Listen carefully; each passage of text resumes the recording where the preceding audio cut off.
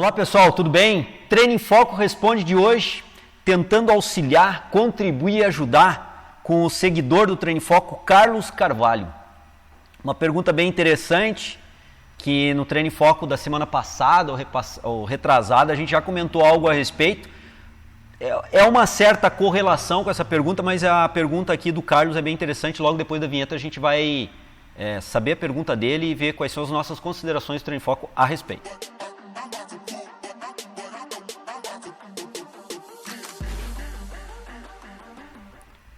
Bom pessoal, como eu já descrevi antes da vinheta, a pergunta do Carlos tem uma certa relação com uma pergunta que nós vimos semana passada em alguns aspectos. Eu vou até clarear isso para o seguidor do Treino em Foco, até para poder nos ajudar quando envia a sua pergunta.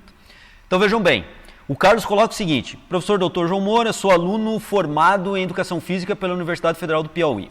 Queria perguntar a você se tem aí uma periodização na musculação para um aluno específico na academia, musculação, e que não seja atleta. Olha, Carlos, tem várias considerações para a gente fazer. A periodização, a gente já gravou um vídeo sobre isso, comentando sobre o que é, para que serve a periodização. A periodização busca organizar as cargas de treinamento ao longo de um período temporal. Então, por exemplo, ao longo de 6 meses, 8 meses, 1 ano e meio, 2 anos. Como nós vamos organizar essas cargas de treinamento? Claro, sempre focado num objetivo, tendo como referência um objetivo a ser seguido, um determinado nível de treinabilidade do indivíduo. Então, a periodização vem organizar essas cargas. E a forma de organizar essas cargas é, primeiro, vendo todo o período macro, desde quando ele inicia até quando ele termina, diante do nosso objetivo e diante da condição dessa pessoa inicialmente de treinar. Aí nós temos, então, um macro ciclo de treinamento. Dentro desse macrociclo nós podemos fragmentar essa grande fase, vamos imaginar em 1 ano então de treinamento, fragmentar em parcelas de treinamento, fases de treinamento de 3, 4 meses ao longo desse 1 ano de treinamento, que nós vamos chamar aí de mesociclo de treinamento, onde o mesociclo vem organizar as cargas dentro desses menores períodos de treinamento. E dentro dos mesociclos, compondo os mesociclos, nós temos os microciclos de treinamento, que normalmente se ajusta com uma semana de trabalho, não obrigatoriamente, mas normalmente se ajusta com uma semana de treinamento e a gente organiza as cargas dentro dessa semana de treinamento. Alguns atletas trabalham com microciclos às vezes menores, em alguns períodos menores de uma semana, alguns atletas trabalham com microciclos às vezes maiores de uma semana, então não é uma obrigatoriedade se trabalhar com microciclos de uma semana. Normalmente, para ajustar até o calendário oficial, a gente faz isso, para favorecer. E, através do macrociclo, um mesociclo e um microciclo de treinamento, nós vamos organizando os conteúdos, os sistemas de treinamento, os processos de treinamento, levando a uma evolução fisiológica do indivíduo, sempre na busca da quebra da homeostase dele e fazendo ele evoluir cronicamente ao longo do tempo. Isso a gente já comentou mais detalhado em outras videoaulas do Treino em Foco, fiz aqui uma rápida abordagem para relembrá-los. Bom, aí o Carlos coloca essa questão, uma periodização na musculação para um aluno que não seja atleta.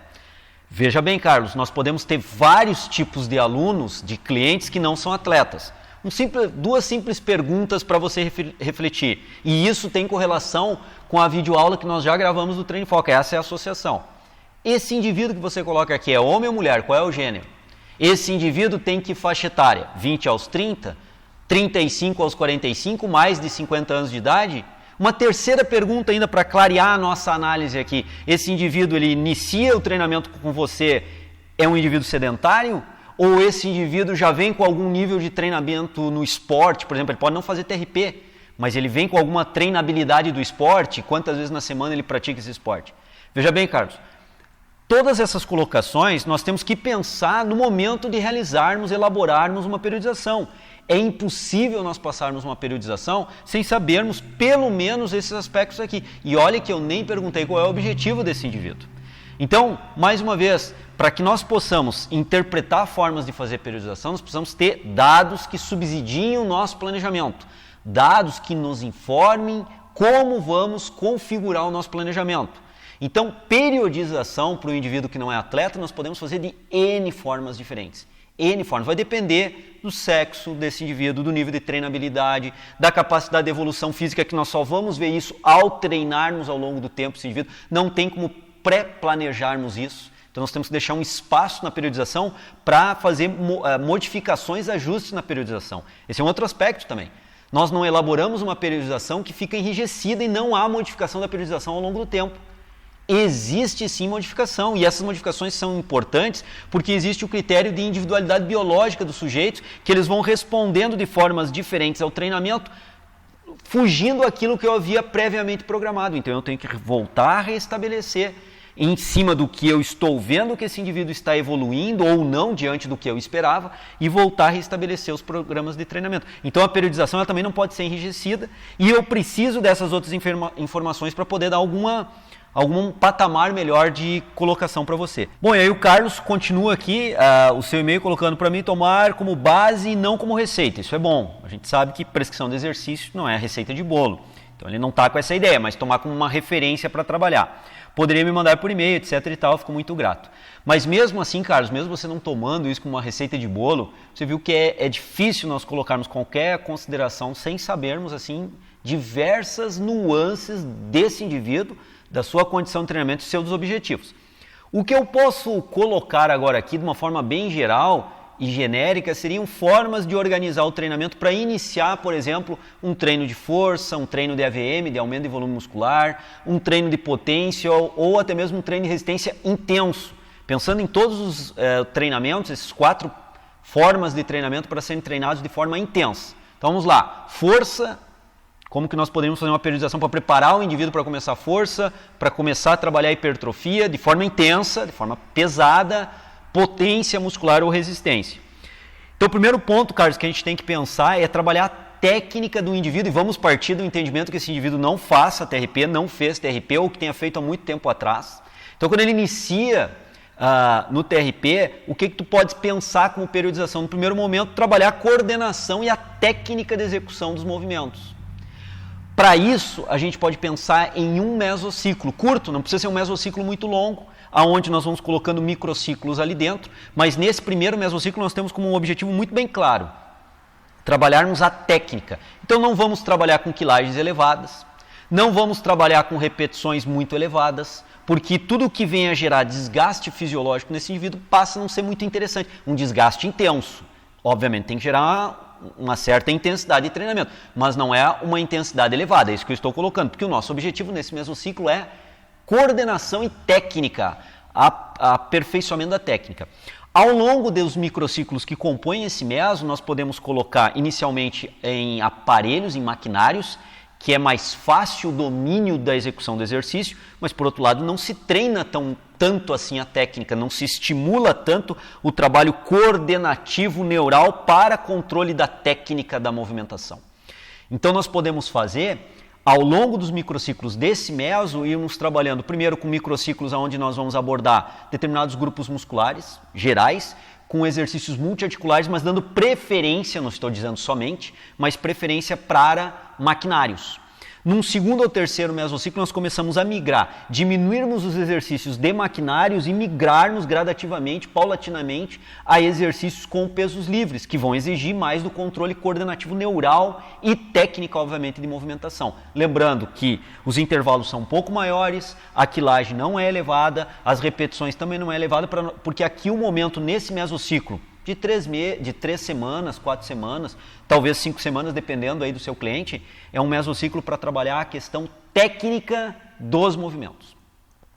Feito esse mesociclo, nós podemos dar uma base agora de resistência para esse indivíduo, uma base metabólica, uma base de resistência que tem uma influência também sobre a frequência cardíaca, então uma certa base de elevação da frequência cardíaca sobre o treinamento dele e mantermos mais alto, para dar essa base de resistência. Isso nós teríamos que fazer agora, ainda com quilagens não elevadas, mas estaríamos fazendo agora, nesse momento, com repetições mais elevadas, intervalos curtos. Nós vamos modificando agora o treino, de novo, gradativamente, passo a passo, do primeiro meso, que o objetivo era técnica, para um segundo meso, que é uma base agora de resistência.